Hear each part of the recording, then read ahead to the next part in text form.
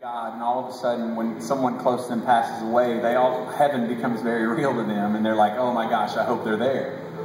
And so the song, even though it does talk about Jesus, has brought comfort to people that may not be Christians, that may not even know what Jesus is, but the song, for whatever reason, has brought them some type of comfort. And so it definitely opened a door for us.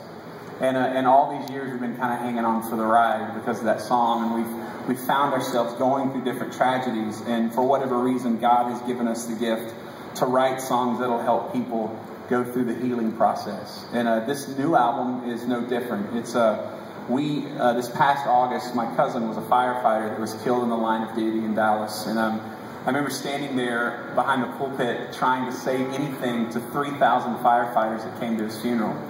And it was one of the hardest things I've ever had to do. You know, for all of these men and women trying to figure out why this could happen, and I'm trying to explain that God still somehow has a purpose. And so I remember standing there, and all I kept praying was, God, we need a full-on collision with the healer right now. That our absolute hurt, the ultimate healer, need to run head-on into each other. Not just a contact, not just in the presence of, but it needs to create an incredible mess that we hit so hard that we look one and the same. That we have no choice but to walk away a little bit different because we have collided with Christ. All of us, our hurt and our pain may come in different packages, but in my opinion, the healer is one and the same. And I don't have to know you personally to know that you understand what it means to have your heart broken. To have those moments when it feels like you're being squeezed so tightly that you can barely breathe.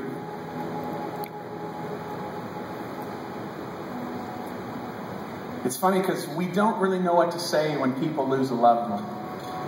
That's why in my church, they just make casseroles because they have no clue what to say to those people. They just keep cooking food. And one of the best things that's ever been... my father died when I was 19, and one of the best things ever said to me was, man, I don't know what to say, but I can tell you that his shoulders are big enough.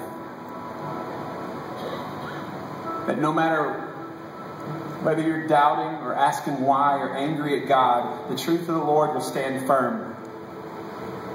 You can kick it and punch at it and yell at it, but He will always be the same. I mean, that's important to remember because we drift all over the place, and to know that the Creator never moves, is steadfast, is something we need to hang on to.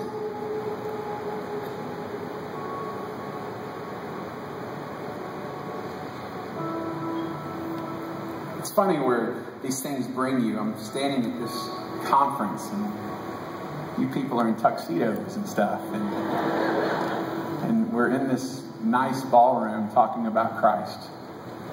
And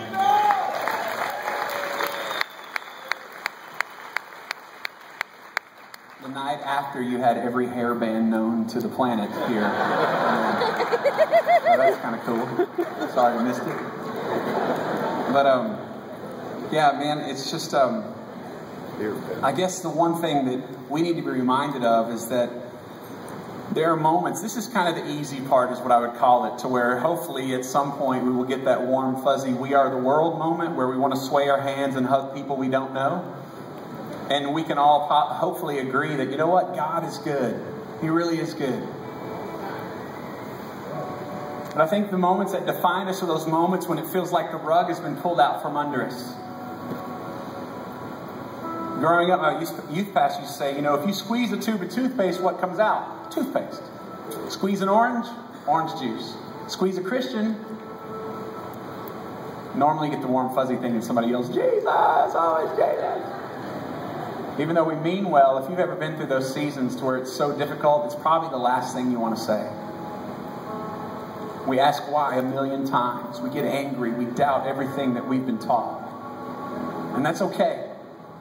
He can take it.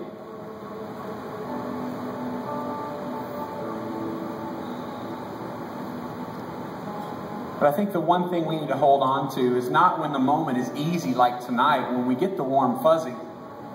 But it's a reminder that those moments when the cancer doesn't go away, He still sits on His throne. When the loved one seems to be taken too soon, He's no less God. When the marriage falls apart, He's still in control. And not only that, but He sees whatever mess we may feel like we are in the middle of. And He walks in and smiles and says, I can fix this.